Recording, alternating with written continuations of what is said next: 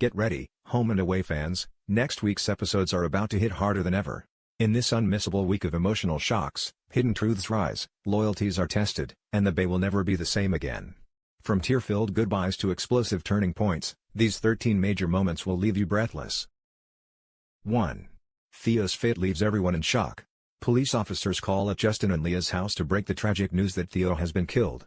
A grief-stricken Leah is taken to the scene of the crime, just in time to see a body bag being zipped closed and wheeled into the back of an ambulance. Down at the police station, Lacey is interviewed over what happened to Theo. Adamant that justice should be served, she explains that corrupt counselor Wendell tried to run her over and Theo stepped in to save her life. 2. Lacey faces Leah's fury. The next morning, Lacey insists on visiting Justin and Leah to give them a full account of what happened to their beloved nephew. She faces an angry reaction from Leah, who points out that Lacey's risky scheme against Wendell got Theo killed. Justin watches on with concern, and there's worse to come when Leah points out that she never saw Theo's body last night. Clearly in denial, she asks how they can even be sure that Theo is dead. 3. Leah's outburst leaves Lacey blaming herself. Lacey decides that Leah is right about who's to blame for Theo's death, despite David's attempts to persuade her otherwise. David is also preoccupied by the search for Counselor Wendell, who hasn't shown up for work. The search is on for Theo's killer, but David is torn between his fatherly duty to Lacey and his responsibilities with the investigation. 4. Bree is called to support Leah.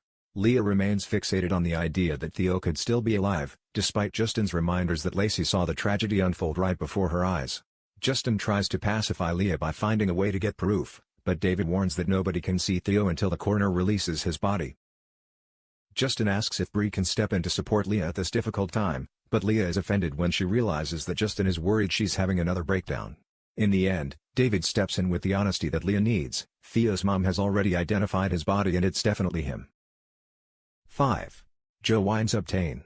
Joe confronts Tane after he left an emotional voicemail message about his feelings for her, while he was attending Cash and Eden's wedding. Tane tries to downplay the situation, claiming that the champagne must have had a funny effect on him. Enjoying the awkward moment, Joe plays Tane the voicemail so he can hear it for himself, but soon gets distracted when she learns what's happened to Lacey and Theo. Once alone, Harper reminds Tane that he was designated driver at the wedding, so was clearly speaking from the heart when he phoned Joe. 6. Tane steps in to support Joe. Tane helps Joe to process her emotions, as she's hit hard by the news of Lacey's near-death experience and the tragic loss of Theo. Joe admits that she also partly feels a sense of relief, as it's now 100% confirmed that she didn't cause the accident that killed her mother. Tane encourages her to feel whatever she wants to feel when she's around him, as there'll be no judgment. 7. Remy and Bree reconnect amid the tragedy. Bree messages Remy as she wants to tell him the terrible news about Theo, but he avoids reading the text. When Bree shows up in person, Remy's devastated to learn that Theo has died. Bree pulls him in for a hug and he reciprocates, but quickly regrets being so vulnerable around his ex. 8. Mackenzie and Levi struggle with their grief. Mackenzie is hurt when she realizes that Levi intended to shield her from the news of Theo's death, not wanting to upset her further after the recent loss of their baby. She's frustrated that Levi and their loved ones all seem to be tiptoeing around her. Levi admits that he's being overprotective, but also expresses his fears that Mackenzie isn't properly acknowledging her grief. 9. Mackenzie breaks down at work. Mackenzie considers reaching out to Levi and telling him how she really feels, but she gets distracted by a text from Dean. The message, complete with a picture, reveals that Mac's baby niece has arrived. Mackenzie breaks down upon receiving the photo, as it's a reminder of everything that she's lost. However, she soon comes up with the idea of taking a trip to Queensland to help out with the new baby. 10. Levi is left more concerned than ever. Levi can't believe what he's seeing when he finds Mackenzie packing her bags for the impromptu trip to Queensland. He's hurt that Mackenzie hasn't even checked in with him over how he'd feel about being alone for a while.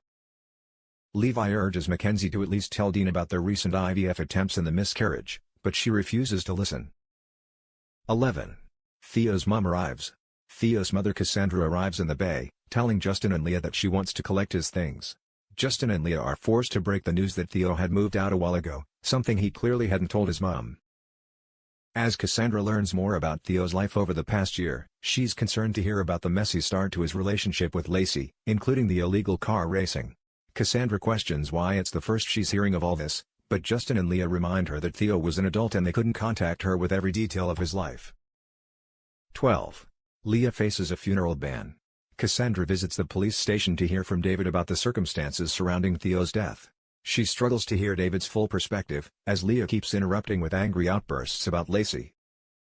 Shortly afterwards, Cassandra turns the tables on Leah by pointing out that she'd entrusted her to look after her son.